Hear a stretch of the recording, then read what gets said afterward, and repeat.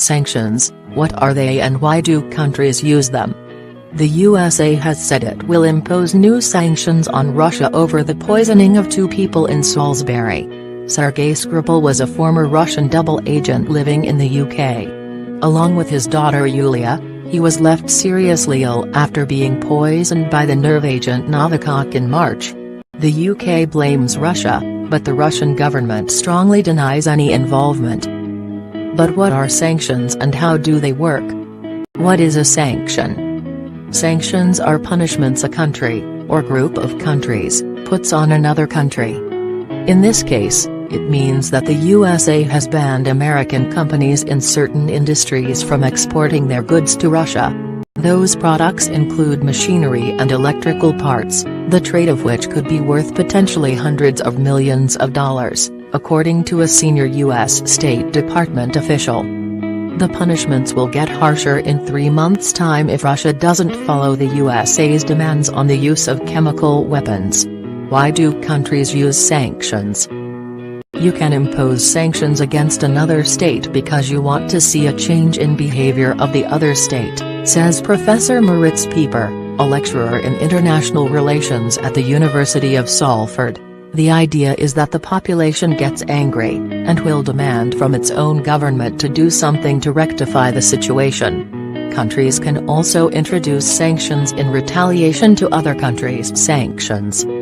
Russia did this in 2014 in response to restrictions put on them by the EU and USA. What different types of sanctions are there? The sanctions being used by the USA are economic. They ban companies from selling goods to Russia. Countries can also impose financial sanctions. That's when the financial assets of certain people or organizations are frozen, so they can't access their money in foreign bank accounts.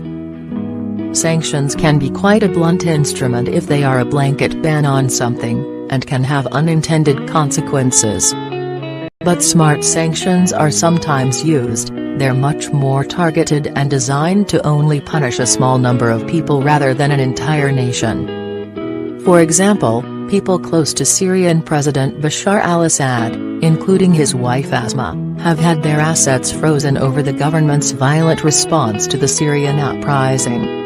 What sanctions are the UK involved in? The EU and the UN, which the UK is part of, often agree to sanction a certain country.